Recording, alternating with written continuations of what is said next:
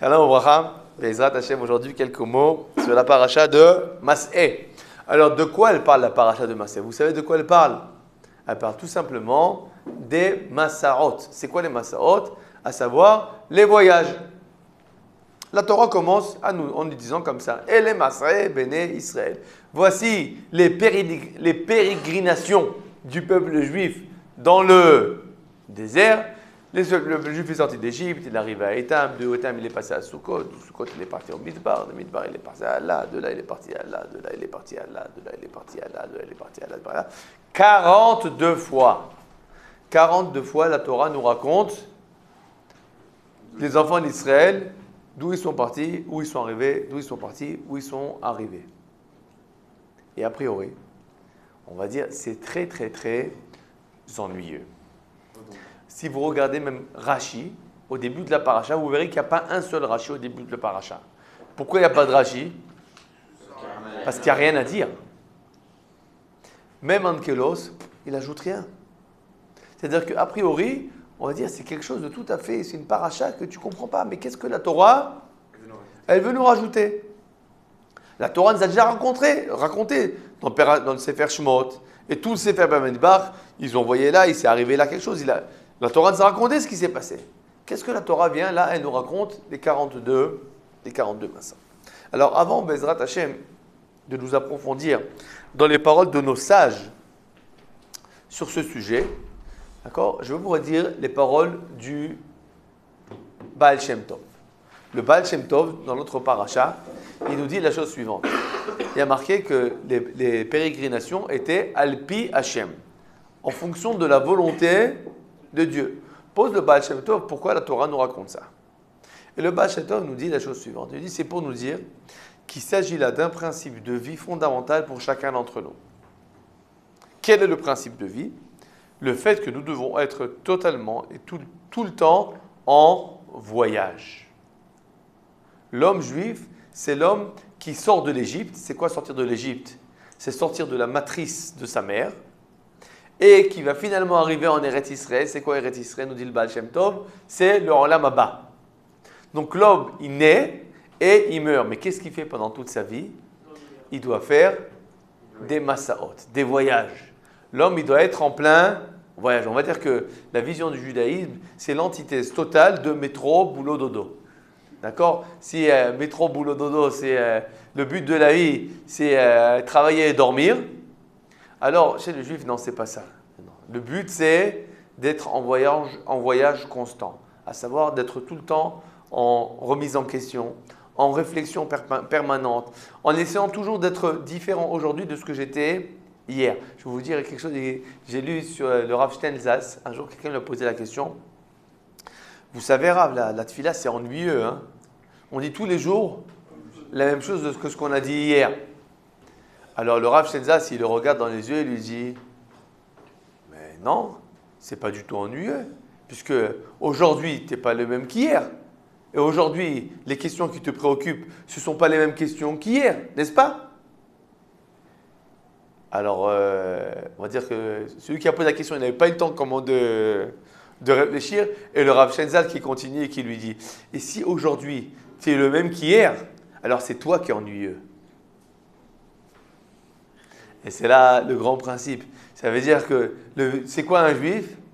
Celui qui est tout le temps en voyage. Tout le temps en voyage. Tout le temps en train de réfléchir et de se dire: qu'est-ce qu'aujourd'hui, je peux faire de mieux que ce que j'ai fait hier. D'accord? Alors, on va dire c'est une idée magnifique du Baal Shem Tov sur notre paracha, la notion du voyage. Bon. C'est évidemment une explication chassidite. D'accord? À savoir, c'est pas le pshat. D'accord? C'est pas le pshat, c'est qu'on a pris des psukim et on a appris de ça un principe de vie qui est tout à fait vrai, qui est tout à fait juste.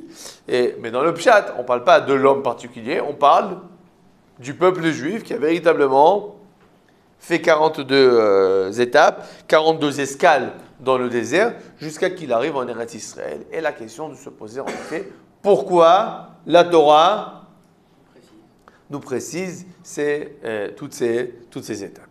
Alors, Bezrat Hashem, nous allons voir les paroles de nos sages dans le Midrash.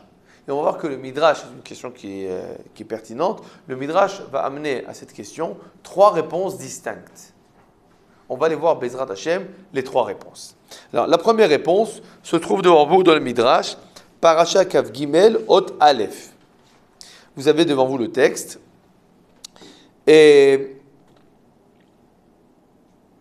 nous allons lire, vous voyez là, entre parenthèses, Yesharia Kavav, Yesharia Kavav, la ligne d'après. Kol Otan Arba'im Shana. Donc pendant 40 ans de désert, She'asitem Bamidbar, Lo Inarti Etrem Livroach. Je vous ai jamais donné l'occasion de fuir. À savoir, vos ennemis ne vous ont pas porté préjudice. Ela Haiti Mepil Son Echem Lifnechem. Je mettais à bas vos ennemis devant vous. Bema She'haiti Immachem, par ma présence. Donc, c'est Akadosh Baruch Hu qui dit aux enfants d'Israël, sachez, pendant 40 ans de désert, j'étais avec vous, j'ai éliminé vos ennemis. Velo od, ela kama nechashim vekama srafim vekama akravim ayusham. Il y avait beaucoup de serpents, beaucoup de scorpions qui se trouvaient dans le désert. Chez Nehemar, nachash sara ve'akrav, velo enachti otam leazik etrem. Et je ne leur ai pas donné la possibilité de vous causer un quelconque mal. L'écart amar akadosh baruch hu le Moshe. C'est pour ça que Dieu a dit à Moshe, Ketov et amasaot shenaso Israël bamidbar. Écris les 42 étapes dans le désert, Kede sheyu yud'im manissim she'asiti lahem. Pour qu'ils sachent les miracles que je leur ai faits. Minaïn, d'où on apprend ça?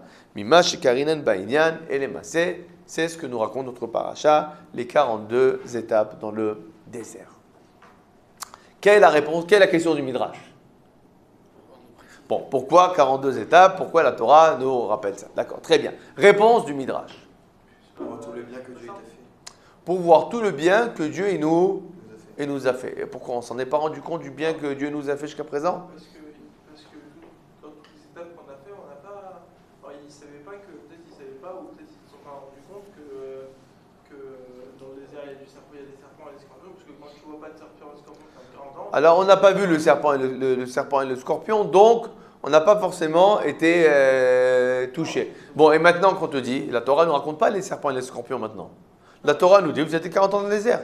Non, c'est pour leur dire, c'est pour leur raconter tout le chemin qu'ils ont fait depuis. Mais c'est pas, encore une fois, ce n'est pas raconté dans la paracha.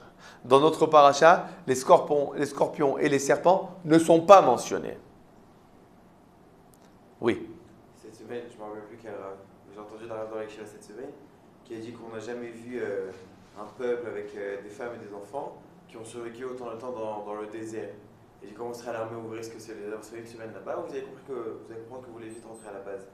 Et à mon avis, c'est ça le point du Midrash.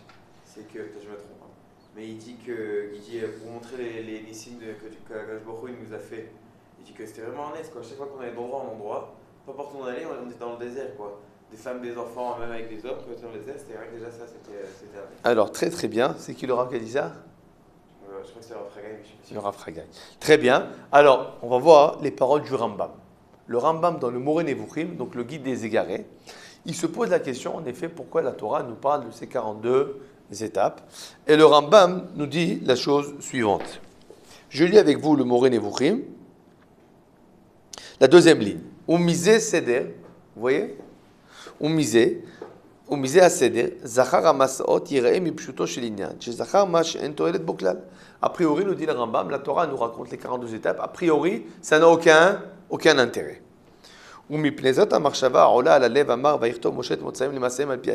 C'est pour ça que le pasuk nous précise, Moshe a écrit ces étapes de par la bouche de Dieu. Pour nous dire que quoi? Qu'il ne s'agit pas là de psukim en plus. Et nous dit le Rambam, il y a là quelque chose d'extraordinaire. Parce que le problème, c'est que quelqu'un qui a vu un miracle, qui a vécu un miracle, alors celui qui a vécu le miracle, il sait qu'il a vécu un miracle, et ça fait quelque chose dans son âme. Ach le'atid yashuv zichram sipur. Mais après qu'il y a eu le miracle, pour les autres personnes, il s'agit d'une histoire. Ve'efshar she'yachzive ma shomer. Et des fois, quelqu'un qui va entendre une histoire, il va dire, ça, c'est une histoire. À savoir, ça, c'est pas vrai. וידוע שאי אפשר להיות וגם לא יצורך שיהיה מופת עומד קיים לדורות לבני אדם כולם. וממופתי התורה מן הגדולים שבהם עמוד ישראל במדבר 40 שנה וימצא בו המן בכל יום. והמדבר ההוא, כמו שזכר הכתוב, נחש שרה ועקרב וצימון אשר אין מים. והם מקומות רחוקים מאוד מן היישוב. Alors je vais expliquer ce que nous dit le Rambam. Le Rambam nous dit, sache-le, c'était extraordinaire d'être 40 ans dans le désert avec des femmes et des enfants, d'avoir de l'eau, de pouvoir se nourrir, surtout quand il s'agit que tu es loin des habitations. Alors la Torah nous raconte ça pour nous dire en fait que quoi? Il y a eu là quelque chose d'extraordinaire. Alors, je vais expliquer ce que nous dit le Rambam.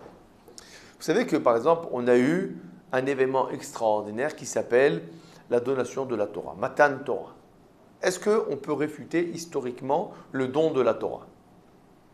Alors, a priori, quelqu'un qui est honnête, un historien honnête, ne peut pas réfuter cet événement. C'est un événement qui a été, qui vient d'une tradition de 3 millions de personnes qui ont témoigné de cet événement, etc. Seulement, on peut toujours dire, d'accord, on ne refute pas. C'est vrai, il y a eu un événement qui s'est appelé Matan Torah. Les gens, ils ont cru entendre la voix de Dieu, et il y a eu là-bas des lumières, etc. Ouais, c'était un super, scénario. Moshe Rabbeinu, d'accord, c'est un super copain de Hollywood, et il a fait là-bas, il a amené un montage fabuleux. Il avait des grosses baffes comme ça, et des feux d'artifice, et un gros microphone. Il a dit comme ça, Anochi Hashem Elohecha, j'ai entendu, extraordinaire. Bon, mais c'est un montage. De la même manière qu'il y a des gens qui disent, aujourd'hui, que jamais l'homme n'a marché sur la Lune. Que l'opération Apollo, c'est tout simplement un beau film dans le désert du Nevada, aux États-Unis, d'accord, en pleine nuit, avec des spots comme ça, et tu as l'impression que extraordinaire, Neil Armstrong. En fait, Neil Armstrong, il a fait une petite balade dans le désert pendant la nuit, et tu fais de ça un super film, tu projettes ça dans le monde entier, et le monde entier, qu'est-ce qu'il dit? En 1969, j'ai vu l'homme marcher sur la Lune. Attends une seconde. Les gens qui ont vu l'homme marcher sur la Lune, ils mentent? Ils mentent pas. Véritablement, mon père m'a raconté. Quand j'étais jeune, je me rappelle, c'était en plein milieu de la nuit. On a ouvert les télévisions en tant qu'étudiant à Marseille. Et on était des centaines d'étudiants à voir Neil Armstrong qui marche sur la Lune. Bon. Mais, donc on ne peut pas contredire qu'historiquement, il y a eu un événement pareil. La question, qu'est-ce qu'on peut dire? Oui, bien sûr. Mais c'était un super montage. Donc on peut dire, c'est pas honnête, mais on peut le dire comme on va le dire sur Apollo. Alors on peut le dire que, oui, bien sûr, Moshe Rabbeinu, il était en avance sur son temps. Il avait là-bas, des technologies extraordinaires qui n'existaient pas à l'époque, mais lui, c'était une grosse tête. Donc il avait des super technologies pour faire un super film, et les gens, ils ont eu... Bon, d'accord. Alors, celui qui veut nier, on va dire, il peut nier. Bon, alors arrive maintenant le témoignage. On était pendant 40 ans dans le désert. 40 ans dans le désert, même si quelqu'un, on lui fait le meilleur film possible, s'il n'a pas mangé, il a faim. Si il n'a pas bu, il a soif. Et s'il ne mange pas, il ne boit pas pendant 40 ans, tu peux lui faire les films que tu veux, il meurt. S'il est dans le désert. Donc à partir du moment où il y a là un témoignage, qu'on était 40 ans dans le désert, alors là, d'accord, même le scénario catastrophe, on ne peut plus le faire.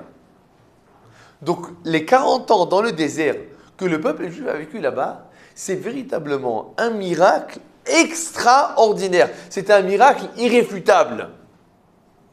C'est le miracle que même si tu veux dire, oui, tu sais, il y a des extraterrestres qui sont venus, qui ont arrivé sur le mont Sinaï, ils leur ont fait un super truc, il n'y a pas de problème, d'accord. Mais pendant 40 ans, même s'ils ont vu des extraterrestres, ça ne les a pas nourris. Maintenant, tu peux me dire, attends, mais peut-être qu'en fait, ils étaient à côté d'endroits habités et que Moshe, il avait des super liens, comme ça s'appelle, diplomatiques, d'accord? Et il leur a donné, fait des canons de manne, comme ça, avec des canons spéciaux qui font la manne, etc., etc. Bon, le problème, c'est que quoi? Ben, tu vois que les 42 étapes, elles sont où? En plein centre du désert. Oh, alors là, ça y est. Là, c'est quelque chose que, on va dire, il s'agit d'un événement historique, irréfutable, et surtout, on peut plus maintenant plaider, comme ça s'appelle, on va dire la combine. Hein? On ne peut plus plaider la combine, on ne peut plus plaider Hollywood, on ne peut plus rien plaider. Donc, qu'est-ce qu'elle a fait la Torah? Elle a voulu nous dire, tu sais quoi, quand tu regardes un événement après l'événement, du Shemot jusqu'en Bamidbar, à chaque fois tu te dis, bon, alors il y a eu quelque chose là, il y a eu quelque chose là, quelque chose là. Mais qu'est-ce que tu ne fais pas? Tu ne fais pas, regarde une seconde. Attends, mais ils sont en train de tourner en plein milieu du désert, parce que quand tu vois l'histoire, quand tu la lis l'histoire, tu oublies que c'est quoi le scénario qu'il y a autour. Tu te dis, voilà, ils ont fait comme ça, Korach il a fait comme ça, ils avaient soif, ils avaient faim, ils ont fait comme ça. Toi, tu t'imagines tout comment? Bah, ils étaient dans leur tente, sympa, il y avait le camping, etc. Tu oublies que, mais qu'est-ce qu'il y a autour? Mais c'est le désert. Maintenant, quand tu lis les 42 et que tu prends ta carte et que tu dessines la carte, qu'est-ce que tu te dis? Attends, mais une seconde. Mais attends, mais en fait, pendant 40 ans, ils étaient en plein centre désert. Il y a là quelque chose, ce sont des miracles extraordinaires. Donc en fait, pourquoi la Torah nous raconte ces 42 étapes d'un seul coup? Pour que nous puissions faire attention aux miracles. Et c'est souvent aussi dans notre vie personnelle quelque chose qu'on doit faire attention. Souvent dans notre vie personnelle, bon, on vit notre vie et bon, ici il s'est passé quelque chose, et ici il s'est passé quelque chose, etc. Mais si des fois on prend le recul et on regarde et on se retourne et on dit, une seconde, là-bas c'est comme ça, et après comme ça, et après comme ça. Et la main de Dieu était dans tout ça. Comment Kadosh Baruch Hu m'a pris de là, il m'a amené ici, d'ici, là, etc., etc. On arrive souvent à voir la main de Dieu que seulement quand on prend le recul et qu'on voit tout d'un seul trait. C'est là qu'on voit la providence divine. C'est-à-dire, première explication, alors on a dit, première explication, c'est pourquoi? C'est pour se rendre compte de l'impact du miracle. Deuxième explication. Le prochain midrash, en haut de la page, et les Masaé, Machal et Meler Shaya Bno Chole. Il s'agit d'un roi, exemple d'un roi que son fils il est malade, Olichol imkom echad le rafoto. Et le roi le prend donc pour le guérir. Kshechazru utri l'aviv moné kol hamasaot vomer kan yashanu kan ikra okarnu kan hashashta et roshra.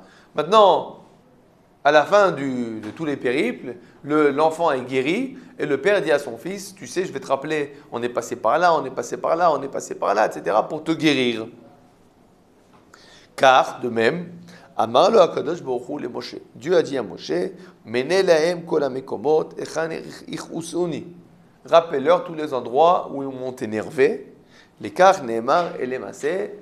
C'est pour ça qu'il y a marqué ele masé. D'accord? Alors, comment le Midrash, là, il voit les choses? Je vous écoute. Quelle est la question du Midrash? Pourquoi les 42? Très bien. Alors, comment le Midrash, il voit la... Oui.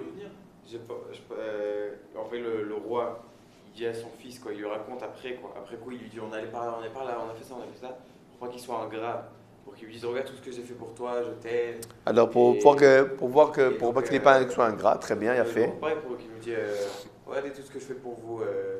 D'accord. Très bien. Je suis d'abord content que tu as fait attention que si le Midrash nous rapporte une parabole, c'est qu'il faut, comment ça s'appelle, analyser la parabole. Mais il y a un point qu'a priori tu as oublié dans la parabole qui est apparemment un point central. Quel est le point central de la parabole? Il est malade. Le fils, il est malade. On est malade, ça veut dire? On est malade. Et donc en fait, il est malade. Et qu'est-ce qu'il a fait le père? Il lui a fait quoi? Un processus de guérison. D'accord? Ce processus de guérison, il est passé par plusieurs étapes. D'accord? Il a fait Vitel, il a fait, comment ça s'appelle? Épar, etc., etc. Bon, à la fin, il est en bonne santé. Mais son père lui dit, tu sais, on a fait ça, on a fait ça, on a fait ça, on a fait ça pour toi. D'accord? Bon, très joli. Et alors, quel rapport avec nous? Quand on est sorti d'Égypte, on était malade. De quelle maladie on était? Alors, on va dire qu'il y a plusieurs maladies. Il y a d'abord une maladie nationale. Une maladie nationale. Quelle est la maladie nationale de laquelle on était souffrant? L'esclavage. On était des esclaves. Où c'est qu'on voit que c'est une maladie d'être esclave? Je vais vous donner un passage extraordinaire. Vraiment, on a envie de pleurer quand on le lit. Vous savez que les enfants d'Israël quittent l'Égypte et Paro décide de leur courir après. Alors, comment il leur court après? Il y a marqué qu'il a pris avec lui 600 chars. Et sur les chars, il y avait 3 soldats, à savoir Shalishim al-Kulo, à savoir un conducteur de char, et 2 combattants. Donc, il y avait combien de combattants un peu pour tout? 600 fois 2, 1200. 1200 combattants. D'accord? En face de ça, nous avons combien d'hommes? 600 000 hommes de 20 ans à 60 ans. Donc 600 000 soldats potentiels. Donc le rapport, c'est 12 à 1200 contre 600 000. C'est un rapport de 1 contre 50. 1 contre 50. Donc les enfants d'Israël sont 50 fois plus que les Égyptiens. Mais quand ils voient les Égyptiens arriver, qu'est-ce qu'ils crient? L'Égypte nous court après. L'Égypte nous court après. Mitzrayim noseh acharem. Et ils pleurent. Ils perdent les jetons. Ils vont voir Moshe Rabbeinu. Mais qu'est-ce qu'on fait? Qu'est-ce qu'on fait? Mais enfin, qu'est-ce que vous faites? Vous êtes 1 contre 50. Ou plutôt 50 contre 1. Mais qu'est-ce qui se passe? Il s'agit là d'un peuple d'esclaves. Un esclave, quand il rien qu'il voit le bout du nez de son maître, il se recroqueville, il se rabougrit, d'accord, et il se trouve sans force. Le peuple juif sort d'Égypte, il sort esclave. Ils vont, quelques semaines après, 1 an après, arriver pour l'exploration. Ils vont faire l'exploration. Qu'est-ce qu'ils reviennent et disent aux enfants d'Israël? On a vu des géants. On était comme des sauterelles. Et eux, ils nous ont considérés comme des sauterelles. Pourquoi ils parlent comme ça? Parce que c'est des esclaves. Ils ne sont pas habitués à être autonomes. Ils ne sont pas habitués à se défendre. Ils ne sont pas habitués à faire la guerre. Alors, comment ils parlent? Comme des esclaves. Il y a une exception. C'est qui l'exception? Kalev. Kalev et Yoshua. Qu'est-ce qu'il dit Kalev? L'Ahmed Web. C'est notre pain. À savoir, il dit, mais c'est une baguette. On va se les bouffer. On se les prend au petit-déj. Lui, véritablement, qu'est-ce qu'il va faire? Il va survivre. Lui va survivre pour rentrer en Eretz Israël. Pourquoi lui va survivre pour rentrer en Eretz Israël? Parce que c'est un Israélien. Parce que lui, ce n'est pas un esclave. Parce que lui, il est plus dans la tête de l'esclavage. Il a été, on va dire, sevré de l'esclavage. C'est devenu un homme autonome, avec confiance en lui-même, et évidemment confiance en Dieu. C'est même pas ça. C'est-à-dire que finalement, à la fin du compte, cette confiance en lui-même, c'est aussi la confiance en Dieu. Parce que quand Kalev, il dit Dieu est avec nous, de quoi vous avez peur? Les Meraglim, qu'est-ce qu'ils disent? Chazaku mimenu. Nos sages nous disent, ils sont plus forts que nous. Mais en fait, ils disent, c'est qui nous? C'est lui. À savoir, ils ont perdu confiance en Akadosh Baruch Hu. Pourquoi? Encore une fois, il s'agit d'un peuple d'esclaves. C'est une maladie d'esclavage. Qu'est-ce qu'il va falloir faire? 40 ans de cure. 40 ans de cure pour apprendre à devenir autonome, libre, etc.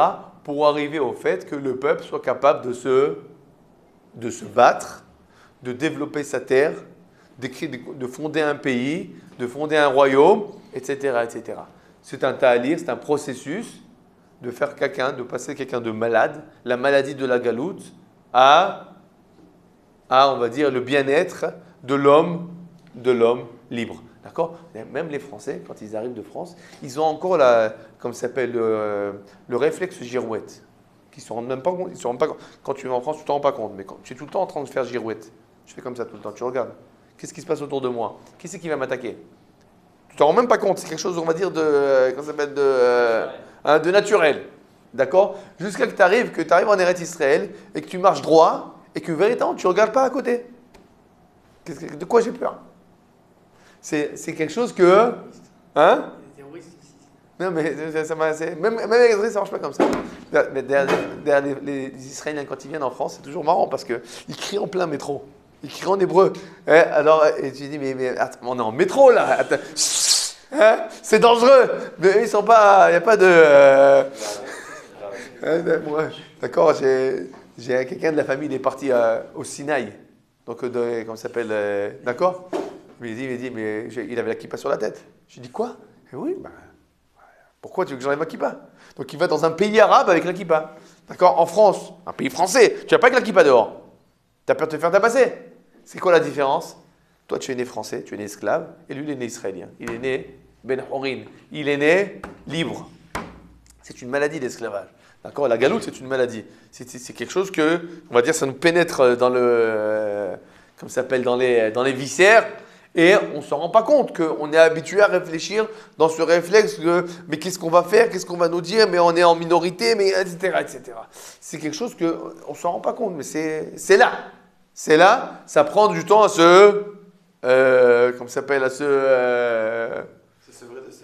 sevrer, à se libérer. Généralement, le véritable passage se fait à la génération d'après.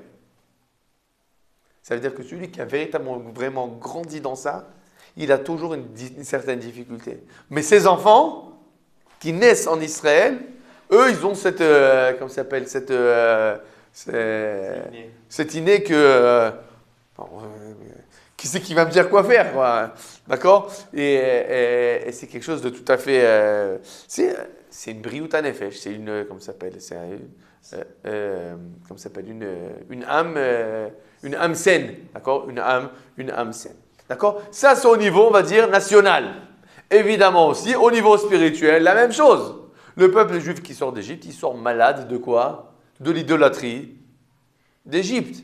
D'accord? Il va avoir le Matan Torah, le lendemain, on fait le Vaudor. D'accord? Et ça va continuer jusqu'à la 40e année, ce qu'on a lu il n'y a pas longtemps, qu'ils ont fait Baal Peor. Ils sont partis faire l'Avodah Zara de Baal Peor. Il y a un grand processus, pendant 40 ans, ils vont étudier la Torah avec Moshe Rabbeinu, il va leur enseigner, etc. pour sortir on va dire, de cette maladie, de la vision des choses égyptiennes. De la même manière, d'accord, même aujourd'hui, quelqu'un qui naît en France ou aux États-Unis, etc., qui le veuille ou non, il est imprégné de la culture dans laquelle il a baigné. D'accord? Il a baigné dans une certaine culture. Cette culture n'est pas forcément une culture juive. C'est une culture qui vient de l'extérieur. Il y a des choses qui sont positives dans cette culture, il n'y a aucun problème. Mais il y a des choses qui ne coïncident pas forcément avec la manière juive de voir les choses. Par exemple, un exemple tout simple. D'accord? 18 ans en France, on court faire les études. D'accord? 18 ans en Israël, on court à la yeshiva. Ou à l'armée. Ça ne change rien. On ne court pas aux études. On court faire quelque chose d'idéal. On ne sort pas de la classe pour... alors, mais comment il faut que j'ai de l'argent. D'accord? On sort de l'école et on va chercher quelque chose d'idéal à faire avant de commencer, on va dire, à travailler. Ça va être un idéal au niveau de l'Oumi, pour servir son pays. Ça va être d'étudier la Torah pour renforcer la Torah dans le peuple juif. Mais une vision idéale des choses. C'est toujours pour les Français quelque chose de très difficile à faire comment ça s'appelle, le switch. D'accord? La majorité n'y arrive pas. Même si, au point de vue, on va dire, intellectuel, ils sont convaincus qu'en effet, il y a notre place en Israël, etc. Mais cette difficulté, mais qu'est-ce que je vais faire avec les études?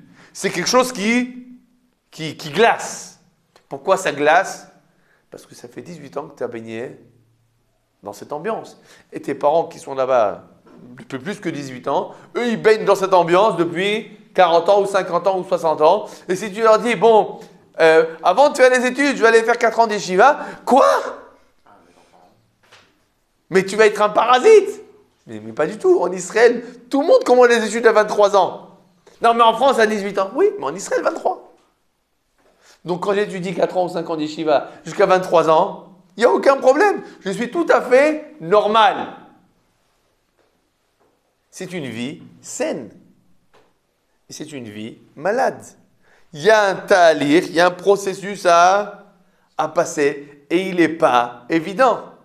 Ça prend des années à changer comme ça s'appelle, la manière de réfléchir. Celui qui va devoir se battre, on va dire, se battre entre guillemets, avec ses parents pour aller à la yeshiva à 18 ans, aujourd'hui, quand ses enfants arriveront à l'âge de 18 ans, il sera les premiers à...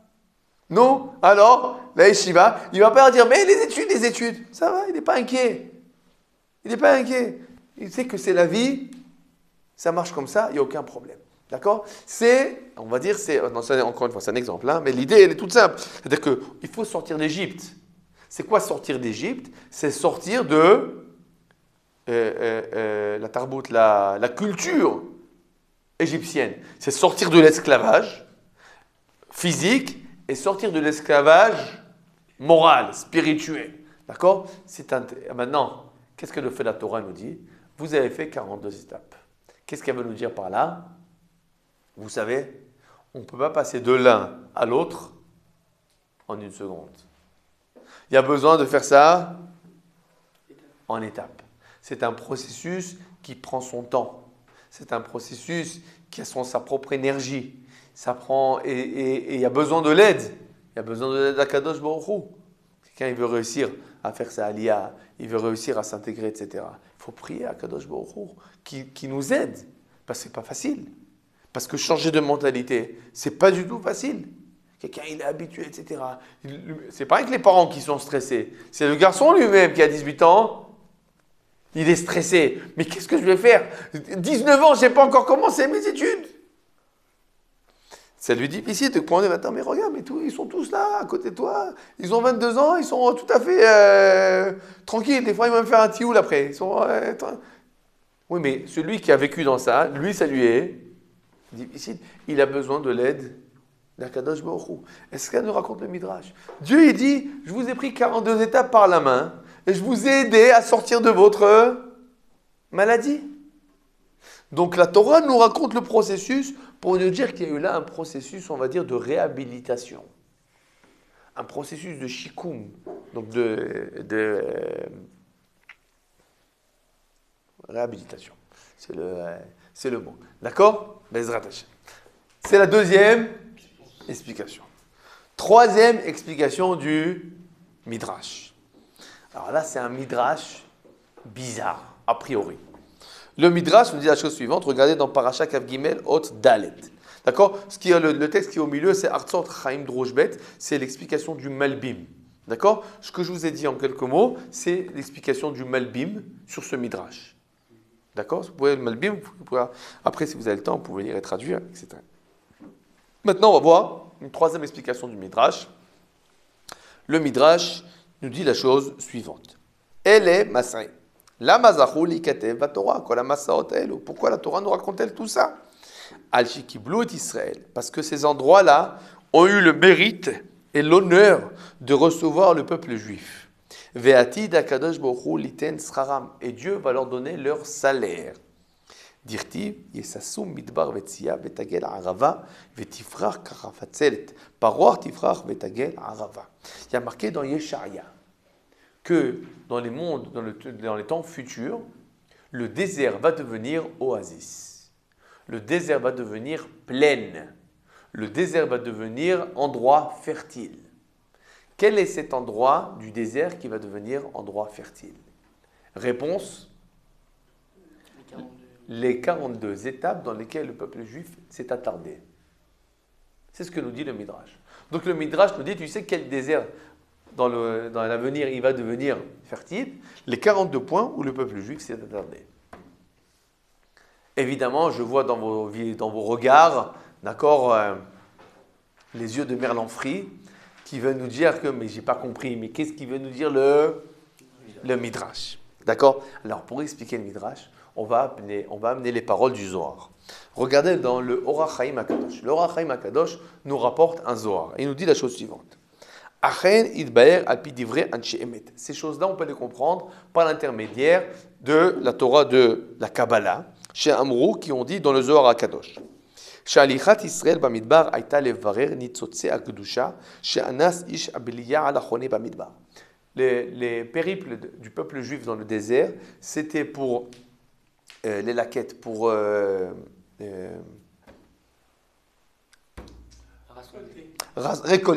récolter les étincelles de Kedusha qui sont ensevelies dans ces endroits-là. Donc on va rassembler des étincelles de Kedusha. C'est quoi ça, rassembler des étincelles de Kedusha? C'est parce que comme c'est des endroits spéciaux où ils vont devenir fertiles, c'est-à-dire qu'il y a un certain potentiel dans ces endroits. D'accord, mais ça veut dire quoi? Explique-moi l'expression rassembler des étincelles de Kedusha. C'est-à-dire que c'est Le peu qu'il y a, le peu de Kedusha. Le peu qu'il y a. De quoi? Alors donnez-moi les mots. Vous avez un exemple pour comprendre ça? Est-ce que vous pouvez m'expliquer ça de façon rationnelle? Je vais vous donner un exemple de façon rationnelle. D'accord? On va reprendre la France comme exemple, parce que c'est un exemple qui nous est proche. D'accord? C'est un exemple qui nous est proche. Est-ce qu'il y a une étincelle de Kedusha en France? Oui. Quelle est, par exemple? Est-ce que vous avez un exemple? La politesse. D'accord? La politesse française, c'est une étincelle de Kedusha. Maintenant, sur cette étincelle de Kedusha, il y a une montagne de clipotes. C'est quoi les clipotes? Des couches de, comment ça s'appelle, des clipotes, c'est des écorces. Par exemple, d'accord, à côté de cette politesse extraordinaire, tu as aussi quoi? Une hypocrisie extraordinaire, d'accord? Un non-avenu en personne en danger extraordinaire. Quelqu'un il peut se faire assassiner dans le métro, personne ne va lever le petit doigt. Si tu rentres dans un autobus israélien avec ton fils, avec un enfant, que son chapeau du nourrisson, il n'est pas à sa place, tu te prendras au moins 30 remarques. Le bébé, il a pas... C'est pas... Mais pourquoi tu vas? Mais lâchez-moi! Mais en France, quelqu'un peut se faire assassiner dans le métro, il y a 3000 personnes à côté de lui, personne ne fait attention, personne n'a vu. Personne ne s'est rendu compte. D'accord? Il y a des couches énormes d'hypocrisie, mais malgré cela, bonjour monsieur, bonjour madame, il n'y a aucun problème. D'accord? Donc, tu as d'un côté de la Kedusha, quelque chose de positif, mais avec dessus des tonnes de nez. Maintenant, c'est quoi les laquettes et anitzotzot? C'est quoi les laquettes et anitzotzot? C'est de faire la séparation, de dire écoute, ça c'est... Alors, on peut dire, la France, c'est nul. La France, c'est catastrophe. Ça, c'est celui qui a pris quoi? Qui a regardé les écorces et qui n'a pas cherché à voir ce qu'il y a de positif. Ce que va faire le Mekoubal, ce que va faire en fait le juif, c'est de dire attends une seconde, viens, on va séparer. On va voir ce qui est positif et on va voir ce qui est négatif. Je veux apprendre de la France la politesse. Je veux apprendre de la France l'amour de la culture générale. Je veux apprendre de la France le respect pour la science. Il y a beaucoup de points positifs qu'on peut apprendre de la France. Mais je ne veux pas apprendre de la France l'hypocrisie. Je ne veux pas apprendre de la France la débauche. Je ne veux pas. Ça, il y a des choses que je ne veux pas apprendre de la France. D'accord? C'est ce qu'on appelle ça, biroura nitzotzot. D'accord? Je dis la France, même chose. L'Allemagne, les États-Unis, tous les pays du monde. En fait, le travail du juif, et je vous donne un autre exemple, le téléphone. J'ai un téléphone, comment ça s'appelle? Comment on dit un smartphone en français? Smartphone. D'accord? Comme il dit mon fils, stupid phone. D'accord? C'est pas smartphone. Hein? Non, non, le gros. Ah, ok. Stupid phone. Tu prends le téléphone. D'accord? Apparemment, c'est bien le téléphone ou c'est pas? Téléphoner, c'est extraordinaire. Seulement, nous savons tous que au-dessus de ce téléphone, qui est très positif pour téléphoner, il y a une énorme couche de bêtises. Alors maintenant, il y a deux possibilités. Il y a de dire, écoute, tu prends un marteau et tac, tu casses le téléphone. Il y a une autre possibilité, c'est de dire, tu sais quoi, le téléphone, c'est dangereux. Il s'est obligé de faire quoi? Une séparation entre ce qui est positif et ce qui est négatif. Qu'est-ce que je vais faire? Je vais mettre une NetSpark. NetSpark qui va faire en sorte qu'il y a un filtrage. Il y a un filtrage. C'est ce quoi, encore une fois, Birur Hanitzotzot. Maintenant, regardez. Le Birur Hanitzotzot, il est positif pour qui? Tout le monde. Celui qui veut les Nitzotzot. Alors, a priori, il est positif pour celui qui veut les Nitzotzot. Mais la vérité, c'est qu'il est positif pour celui à qui on a fait le Birur aussi. Et je vais expliquer. Quand j'ai pris mon téléphone et j'ai fait le Birur. Alors moi, très bien, je profite du téléphone de façon saine. J'ai fait le Birur à Nitzotzot. Mais quand j'ai fait le Birur à Nitzotzot, je ne me suis pas fait du bien qu'à moi. J'ai fait énormément de bien au téléphone. Le téléphone, quand il n'est pas mévorar, quand il n'y a pas eu la séparation dans le téléphone, c'est véritablement klimashrit, c'est un ustensile dangereux. C'est stupid phone. À partir du moment où j'ai fait la séparation, je donne un sens positif au téléphone. Ce téléphone qui jusqu'à présent était négatif, quand je mis le filtre, maintenant ça devient quelque chose de positif. Donc qu'est-ce que j'ai fait? J'ai transformé le désert en plaine, en oasis. C'est ce qu'on appelle le Birur Hanitzotzot. Le Birur Hanitzotzot, c'est en fait quand je sais séparer le bien du mal, je donne la possibilité de mettre le bien en avant et de pouvoir profiter de l'objet. Un objet qui est mélangé, dans lequel le bien et le mal sont mélangés, c'est un objet duquel je ne peux pas me servir. Un objet dans lequel j'ai fait la séparation entre le bien et le mal, je peux m'en servir. Donc le Birur Hanitzotzot, il est positif pour qui? Et pour celui qui a fait le birur, et pour le récolteur, et pour le récolté. Et pour le récolter. Donc c'est exactement ce que nous dit le Midrash. Les enfants d'Israël, quand ils ont fait 42 étapes, qu'est-ce qu'ils ont fait dans ces 42 étapes? Ils ont fait un Birur Hanitzotzot. Yaba, ils ont fait un travail, je ne sais pas quel travail ils ont fait exactement, à quelle étape, mais il y avait un travail là-bas de quoi? De faire une séparation. Il a fallu apprendre des Midianim, les choses positives, et rejeter les choses négatives. Du contact avec Édom, apprendre les choses positives et rejeter les choses négatives. Exactement comme le juif va faire en Galoute, va se trouver en France, prendre les choses positives, rejeter les choses négatives. En Allemagne, les choses positives, rejeter les choses négatives, et etc. dans tous les pays dans lesquels les juifs ont été en diaspora. C'est ça finalement le but de la Galoute. Le but de la Galoute, d'après les Mekoubalim, c'est de chercher les Nitzotzot. Le juif, il est en Galoute pour apprendre les choses positives qu'il y a à apprendre des peuples du monde. Et ce n'est pas seulement pour les apprendre lui, c'est pour aussi pour leur dire à eux, vous savez, ça chez vous, c'est positif, et ça chez vous, c'est négatif. Vous n'êtes pas mauvais. Le problème, c'est... Non, comment ça s'appelle? Le mélange. D'accord? Le mélange, c'est que vous avez le manque de distinction entre les choses positives et les choses positives. Alors quand la Torah nous raconte les 42 étapes, elle vient nous dire en fait, il y a eu là un processus. D'accord? Elle veut nous dire en fait, regarde tous les endroits qui sont là, un jour tu verras qu'ils seront des endroits fertiles. Et en fait, qu'est-ce qu'elle veut nous dire par là? Elle veut nous dire, sache-le, ça revient un peu à ce qu'on a dit au début du shiur avec le Baal Shem Tov. C'est que finalement, le juif, il doit être tout le temps en processus de voyage, d'accord? De chercher, de s'améliorer et de faire la distinction, de voir le bien et le mal et de distinguer l'un de l'autre. Baruch Adonai Le'olam, Amen ve Amen.